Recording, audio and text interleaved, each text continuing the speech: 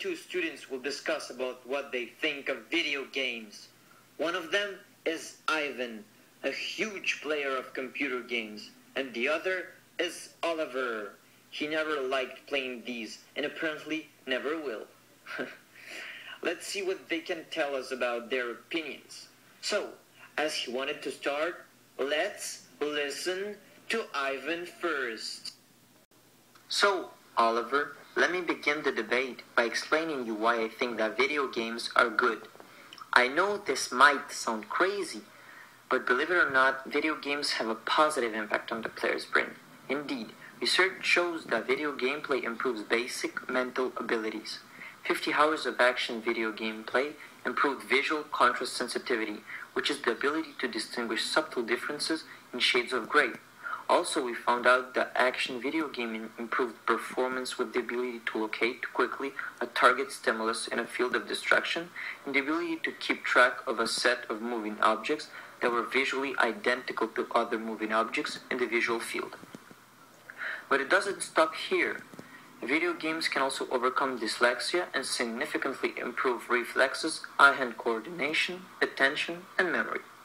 And despite what you might think, video games can teach us a lot of different things, which is good not only for babies who will benefit from an entertaining educational way to learn, but also for teenagers who could better understand how to drive a vehicle or simply get better at math, and at the same time improving their knowledge of general culture.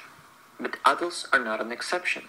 They can play games to stay in shape with the Xbox Kinect or the Wii, or choose to play puzzle games on a smartphone to kill time and improve their logic.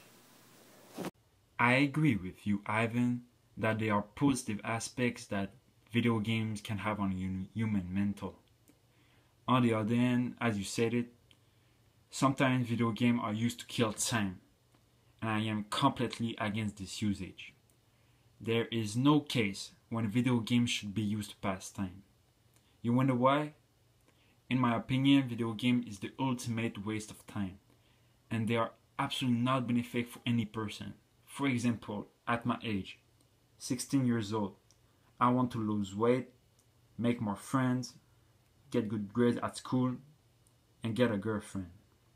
Sitting in front of a screen for hours a day is not helping me accomplishing either of those things.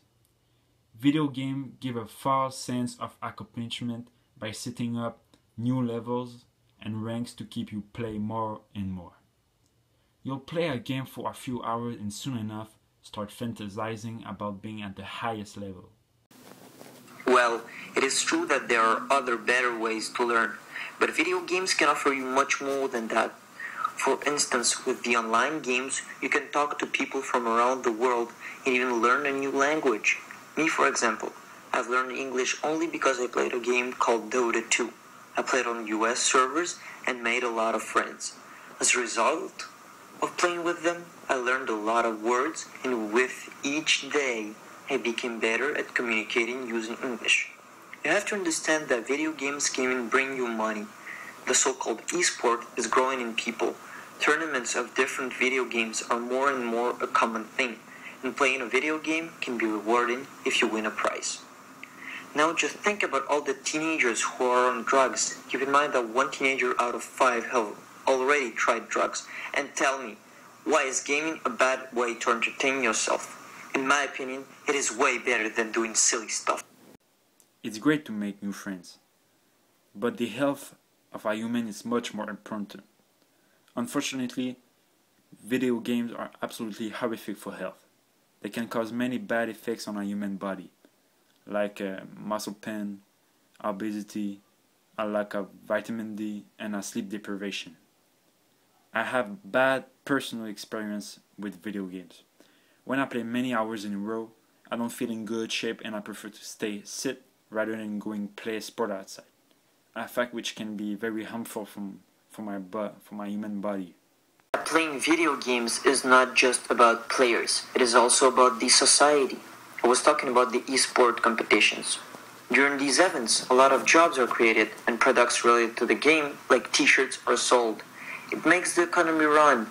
I can tell you, there's a lot of people out there buying a computer only to play video games on it. And this is perfectly fine. The computer industry is huge. There is no doubt. Video games bring a lot of money to the government. But beside this, video games are pushing scientists to create new things. The gaming industry is a door to new creations. A lot of people are now talking about virtual reality. Let me remind you that it was firstly thought about for game purposes, and now it is becoming more and more a reality with the apparition of the Oculus Rift. I wanted to conclude saying that video games are now very deeply entered to our society. We can love it or hate it. It will remain one of the best and certainly the most popular entertainment. It's true that the video game represent a quality entertainment, but they are extremely expensive nowadays. The average cost for a video game is $60, without counting the price of the console and the accessories. A price that not everyone can pay, knowing that it's not a necessary need. Furthermore, almost every year a version more involved of every game goes out. For example, I bought a game recently which was called FIFA 15 for $60, and 4 months later FIFA 16 went out and I had to spend another $60 just to get the new version. I hope in the next few years the price of the video games is going to drop a lot so everybody can play without running themselves. Thank you very much, Ivan and Oliver. I think we can conclude by saying that video games are great if you know how to use them. If you abuse of them, they can have a whole bunch of negative effects. And this is what unfortunately happens very often to kids and teenagers.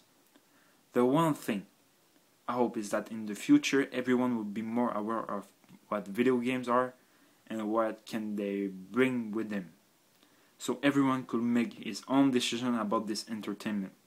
Anyway, everyone understands that video games are too big of an industry to disappear. So the real question here must, how do you think, can we prevent young adults to play too much? This is actually what we are going to talk about in our next issues with 2 new guesses. Stay tuned. See you tomorrow.